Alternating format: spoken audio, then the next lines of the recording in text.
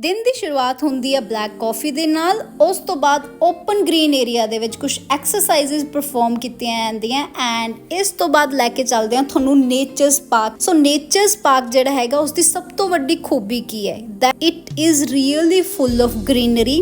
ਇਹਦੇ ਵਿੱਚ ਗਵਰਨਮੈਂਟ ਨੇ ਕਿਸੇ ਤਰ੍ਹਾਂ ਦੀ ਕੋਈ ਵੀ ਇੰਟਰਫੇਰੈਂਸ ਨਹੀਂ ਕੀਤੀ ਹੋਈ। ਇਟ ਇਜ਼ ਐਜ਼ ਇਟ ਵਾਜ਼। ਇਹਨੂੰ ਉਵੇਂ ਦੀ ਉਵੇਂ ਉਹਨੇ ਮੇਨਟੇਨ ਕਰਕੇ ਰੱਖਿਆ ਹੋਇਆ ਗਵਰਨਮੈਂਟ ਨੇ। ਇੱਥੇ ਜੇਕਰ ਤੁਸੀਂ ਸਵੇਰ ਆਉਂਦੇ ਹੋ then you are really able to heal your mind ਕਿਉਂਕਿ ਇੰਨੀ ਜ਼ਿਆਦਾ greenery is really good for your eyes and here are number of equipments which you can use for workout। ਹਰ ਏਜ ਗਰੁੱਪ ਵਾਲੇ ਲੋਕ ਆਉਂਦੇ ਇੱਥੇ ਐਕਸਰਸਾਈਜ਼ਸ ਕਰਦੇ and ਜਿੱਥੋਂ ਪਤਾ ਲੱਗਦਾ that really people are conscious for their health। We too had that day challenge for us that we are going to complete at least 11K steps and ਅਸੀਂ ਆਪਣੇ ਚੈਲੰਜ ਨੂੰ ਕੰਪਲੀਟ ਕੀਤਾ and we are happy for it।